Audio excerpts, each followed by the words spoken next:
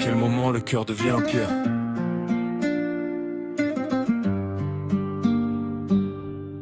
Le quartier sentait toujours le café noir le matin. Les hommes fumaient devant les magasins avant d'ouvrir. Les enfants couraient derrière un ballon crevé pendant que les mères criaient depuis les fenêtres.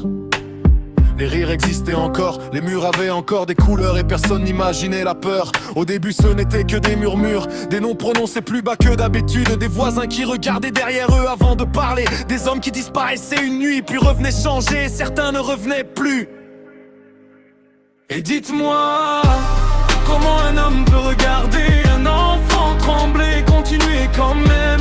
Comment un homme peut entendre une mère pleurer et fermer la porte derrière lui? Dites-moi, à quel moment le cœur devient pierre?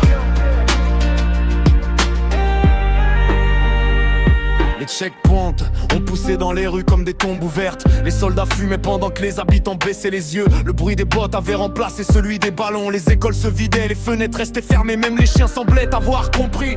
Et puis les prisons ont commencé à avaler les hommes. On les emmenait les yeux bandés, parfois en pleine nuit, parfois devant leurs enfants. Quelques questions qu'ils disaient, mais ceux qui revenaient ne parlaient plus pareil. Leurs mains tremblaient, leur regard était mort avant eux. Et dites-moi, comment un homme peut brancher l'électricité sur un autre homme attaché?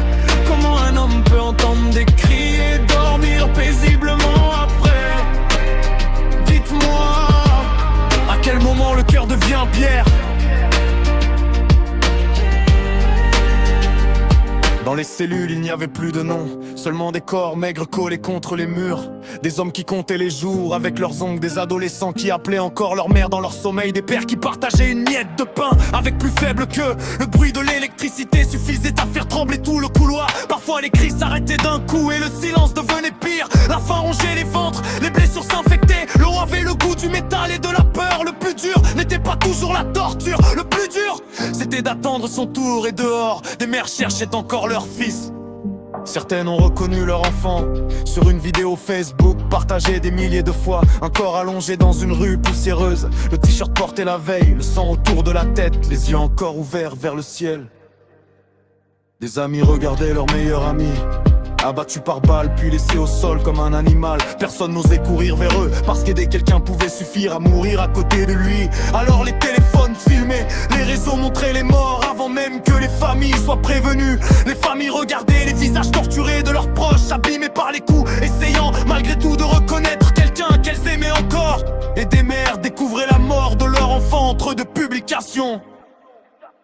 Et dites-moi, comment un homme peut jeter un corps dans un trou sans nom? Comment un homme peut regarder des mères attendre sachant que leurs fils sont déjà morts?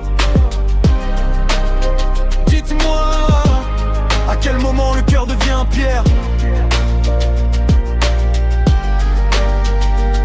Quand ils ont ouvert la fosse commune, personne n'a parlé. Les corps étaient tombés les uns sur les autres, comme si même morts ils cherchaient encore à survivre. Certains avaient encore les yeux ouverts, d'autres tenaient des morceaux de vêtements entre leurs doigts. Les familles essayaient de reconnaître les visages défigurés, les corps marqués par la faim, les coups et la torture. Certains étaient devenus méconnaissables et pourtant quelqu'un les attendait encore quelque part. Et pourtant, le monde continuait de tourner. Des gens riaient ailleurs, des gens mangeaient ailleurs, des gens dormaient paisiblement pendant que d'autres enterraient leurs enfants à main nue. Alors dites-moi, combien de sang faut-il verser pour que l'humanité ouvre enfin les yeux? Parce qu'un jour, ce ne seront peut-être plus leurs enfants, ce seront les vôtres.